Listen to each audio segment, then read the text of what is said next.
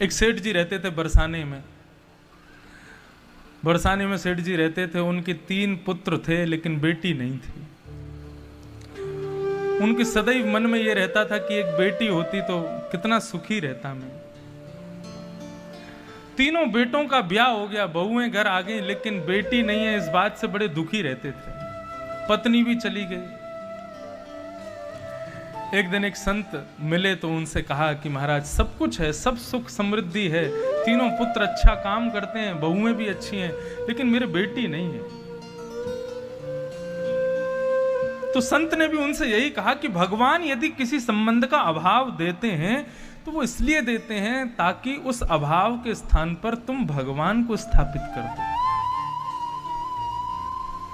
यदि किसी के भाई नहीं है तो ठाकुर जी को भाई माने ना, किसी की बहन नहीं है तो श्री राधा रानी को बहन माने, किसी की मां नहीं है तो किशोरी जी को अपनी मां माने, किसी के पिता नहीं है तो ठाकुर जी को ही अपना पिता समझे। जिस भी संबंध का अभाव, और सबसे बड़ा अभाव तो मित्रता। इस संसार में मित्र नहीं होते हैं, सब कुटिल होते हैं, दिखाते हैं कि मित्र हैं लेकिन नहीं होते। अपने ठाकुर को अपना मित्र मानो, सखा मानो।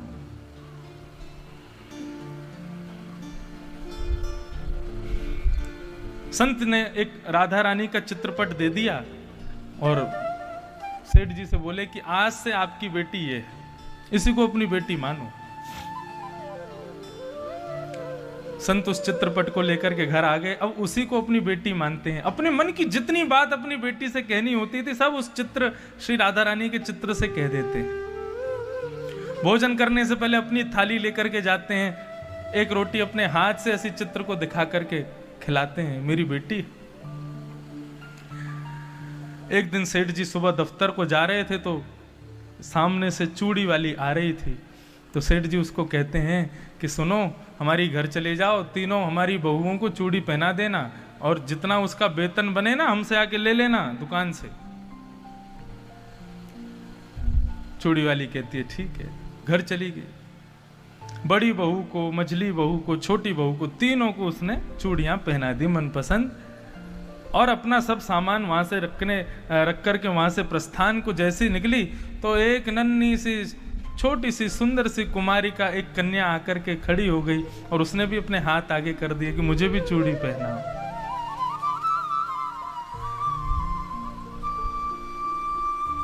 तब उस चूड़ी वाली ने सोचा कि इनके घर की कोई होगी, कोई बालिका आई होगी, पहना देती। और चूड़ी पहना करके वो चली गई। सेठ जी के दफ्तर जाती है और जाकर के कहती है मैंने चूड़ियां पहना दी हैं, अब आप मुझे दे दीजिएगा जो भी उसका बनता है। बोले कितना हुआ तुम्हारा? बोले हमने एक हाथ की चूड़ी का हम 10 रुपया लेते हैं, लेकिन हमने आज 8 हाथों में चूड़ियां पहनाई, 80 रुपया हो गया। सेठ जी बोले 8 हाथ काय बात के? हमारी बहुएं 3 हैं तो 6 हाथ हुए ना, 8 हाथ कहां से आ गए? चूड़ी वाली बोली अरे सच में मैंने 8 हाथों में चूड़ियां पहनाई, 3 तो आपकी बहू को और एक कन्या और थी उसको भी पहनाई मैंने। सेठ जी बोले तुम झूठ बोल रही हो। अरे तेरे को पैसा ज्यादा चाहिए तू ऐसे ही ले ले मुझसे, लेकिन मुझसे झूठ मत बोल, मेरे घर में कोई है ही नहीं चौथा पहनने वाला। लेकिन वो चूड़ी वाली कहती रही मैंने तो चूड़ी चारों को पहनाई है, आप चाहे मुझे 1 हाथ का भी पैसा मत दीजिए, लूंगी तो 8 हाथ का ही लूंगी, नहीं तो नहीं लूंगी, मैंने क्योंकि 8 को पहनाया है। सेठ जी बोले मैं कल दूंगा, पहले घर जाके पूछूंगा ये चौथा कौन था। सेठ जी घर लौट करके आए, अपनी तीनों बेटियों से, तीनों बहुओं से पूछा तुमने चूड़ी पहनी? बोले हाँ पहन ली। चौथा कौन पहन के गया? बोले कोई भी नहीं, हम 3 ही थे बस। तो फिर ये चूड़ी वाली क्यों कह रही है मैंने चारों को पहना है? बोले कि झूठ बोल रही होगी, हमने तो तीनों नहीं पहना है। बोला हाँ वही तो बात है, कल उसको 60 रुपया ही दूंगा और 5 रुपया काटूंगा झूठ बोलने का। रात्रि भोजन करके सेठ जी सो गए। तो चित्रपट में जो श्री किशोरी जी का विग्रह है, जो श्री राधा रानी का स्वरूप है, वो सेठ जी के हृदय में रुदन करता हुआ प्रकट हो गया। उस स्वरूप को देख करके सेठ जी बार बार चरण पकड़ने लगे। अरे बेटी तुम क्यों रो रही हो, क्या बात है, तुम्हारे दुख का कारण क्या है? मैं तुम्हें रोते हुए नहीं देख सकता। तब श्री किशोरी जी कहते हैं, पिताजी आपने अपनी बेटी बस बनाया लेकिन माना नहीं मन से मुझे। क्यों? क्या किया मैंने? बोले आज मेरी घर पर मेरी भाभीयों को चूड़ी पहनाने के लिए आई थी, तो मैंने सोचा कि ये सब पहन रही हैं तो मैं भी पहनूं, और मैंने जाकर के चूड़ी पहनी तो आपने मेरे हाथ का पैसा देने से इनकार कर दिया, और तो और उसके 5 रुपए काट दिए, ये कहकर कि वो झूठ बोल रही है। अब तो सेठ जी के आंखों से आंसुओं की धार बहने लगी, बार बार क्षमा मांगने लगी, बेटी मुझे क्षमा कर दो। सुबह उठते ही दौड़ करके चूड़ी वाली के यहाँ गए और जाकर के उसको 80 नहीं 100 रुपया दिया। बोले मैंने जिसको अपनी बेटी माना था, तुम सौभाग्यशाली हो, तुमको दर्शन दिया है उसने। तो हे मोहे नाते अनेक मानिए जो भावे। हमारे और ठाकुर जी के अनेक नाते हैं। आप संसार के व्यक्ति से वही नाता बना सकते हो जो वो बनाने योग्य है। एक बार एक व्यक्ति से एक नाता हो गया तो दूसरा नाता नहीं हो सकता, लेकिन भगवान, उनसे आप कोई भी संबंध बना सकते हो। मीराबाई ने उन्हीं को अपना पति माना। मेरे तो गिरधर गोपाल दूसरों न कोई,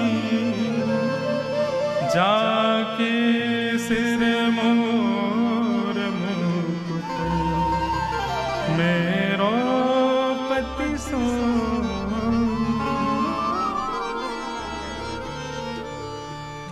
तो संबंध के भाव की जब स्थापना हो, तो भगवान को किसी भी स्थान पर आप विराजमान कर सकते हैं और वो सब स्थानों पर आपके लिए सहज भाव से विराजेंगे। वे संबंध ही चाहते हैं, उनसे संबंध जरूर। कल मैंने कहा ना, भगवान को भगवान मानना बंद कीजिए। इस बात को ज्यादा गलत तरीके से मत लीजिएगा। वे भगवान हैं, वे ईश्वर हैं, लेकिन अब मैं एक वक्ता हूं। सब लोग प्रणाम करते हैं, हाथ जोड़ते हैं, लेकिन मेरी मां, वो मुझे प्रणाम करेगी? वो कभी मेरे को जोड़ के हाथ जोड़ेगी मुझे देख के? कभी नहीं। क्यों? मैं भले ही एक कथा वक्ता हूं, सब प्रणाम करते हैं, लेकिन मेरी मां कभी नहीं कर सकती। क्यों? उसके लिए भले ही मैं कथा सुना रहा हूं, एक अच्छा वक्ता हूं, लेकिन उसके लिए सदैव मैं पुत्र ही रहूंगा। ठीक उसी प्रकार भगवान जगत के लिए है, ये बात तो आप हृदय में रखो कि ये जो मेरे मित्र हैं, जो मेरे सखा हैं, जो मेरे पुत्र हैं, जो मेरे अपने हैं, ये संसार के लिए तो ईश्वर हैं, लेकिन मेरे लिए नहीं है, मेरे लिए ही वो है। क्योंकि यदि आपने पूर्ण रूपेण ये बात मान ली कि ये भगवान हैं ही नहीं, तो दोष आ जाएगा। और भगवत सेवा में दोष नहीं आना चाहिए। वो ईश्वर तो है, लेकिन मेरे लिए कौन है, ये बात आप खोजिए। मेरे लिए इनका संबंध क्या है, वो जानना जरूरी है।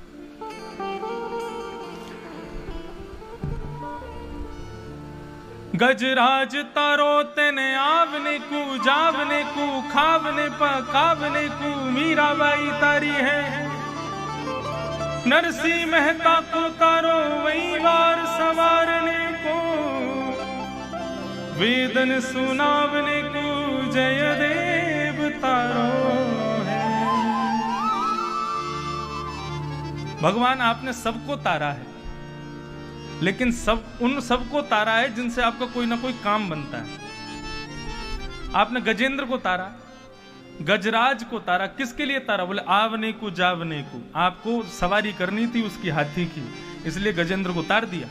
बोले बढ़िया वैकुंठ में रहेगा, इस पर बैठ के घूमा करेंगे हम, इसलिए आपने उसको तार दिया। गजराज तारो तेने आवने को, जावने को, खावने पकावने को मीराबाई तारी है। मीराबाई को क्यों तारा? मेड़ता की है ना, मारवाड़ी है। मारवाड़ी लोगों का कभी भोजन करो हाथ का, हमसे पूछो, साल भर हमारे मारवाड़ियों से पाले पड़ते हैं। क्या ऐसी ऐसी चीज बनाते हैं कि जो सोची नहीं, सुनी नहीं कभी हमने। भोजन बनाने में बड़े परिपक्व होते हैं मारवाड़ी लोग, राजस्थानी। तो मीराबाई को क्यों तारा? बोले कि ये बढ़िया बढ़िया भोजन बना करके खिलाई कि वैकुंठ का रसोईया फीका पड़ रहा है, इसलिए आपने मीराबाई को तार दिया। चल वैकुंठ चल, वहां बैठ के बढ़िया हमको बना के खिलाना। गजराज तारो तेने आवने को जावने को, खावने पकावने को मीराबाई तारी है। नरसिंह मेहता को तारो वही वार सवारने को। नरसिंह मेहता को क्यों तारा? अरे लोग इतना धन धान्य चढ़ाते हैं, इतनी संपत्ति भगवान को दे करके जाते हैं, वो संभालने वाला अकाउंटेंट भी तो होना चाहिए साथ में। तो आपने नरसिंह मेहता को तार दिया। वेदन सुनावने को जयदेव तारो है। श्री जयदेव महाप्रभु बड़ी सुंदर सुंदर अष्टपदियां गाकर के ठाकुर जी को सुनाते हैं, उनको सुनने के लिए जयदेव तार दिया। इन सब से आपका कोई ना कोई काम बन रहा था, इसलिए आपने इनको तारा। लेकिन मैं आपके किसी काम का नहीं हूं, आपके एक काम का मैं नहीं हूं। मोहे तारो वाह में आपकी भलाई है। आप मुझे तार के दिखाओ तो हम समझें कि आप वास्तव में तारणहार हो, आप वास्तव में तारण करते हो। एक बहुत सुंदर पद है, मुझे बहुत प्रिय है, भाव से गाइए। सुना है तारे हैं तुमने लाखों, सुना है तारे हैं तुमने लाखों, सुना है तारे हैं तुमने लाखों, सुना है तारे हैं तुमने लाखों। हमें जो तारो तो हम भी जाने, हमें जो तारो तो हम भी जाने। ऐसे नहीं तारो।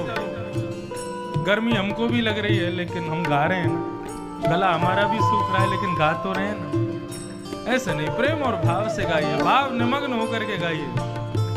हमें जो तारो तो हम भी जाने, हमें जो तारो तो हम भी जाने। ओ हमें जो तारो तो हम भी जाने, हमें जो तारो तो हम भी जाने।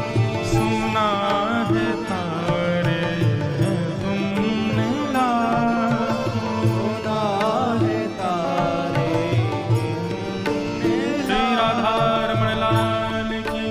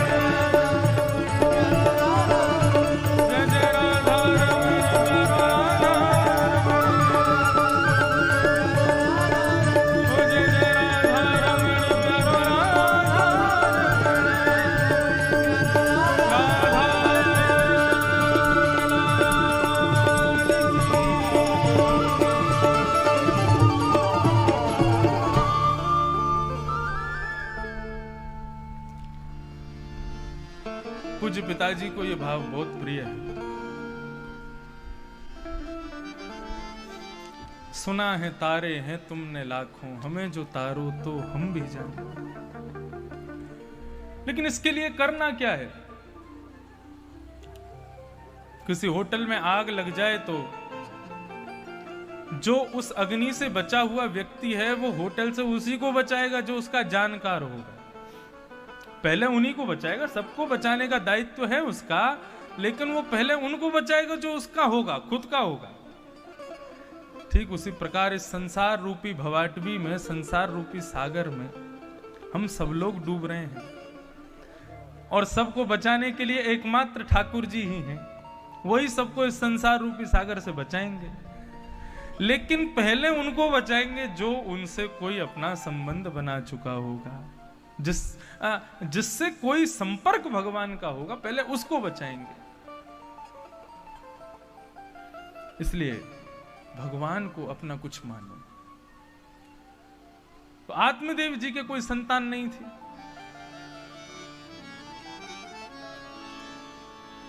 आत्मदेव जी ने सोचा कि बिना संतान के रहना ठीक नहीं है, अपना घर छोड़ करके और वन में जाने लगे। बोले अपने प्राणों का परित्याग कर दूंगा।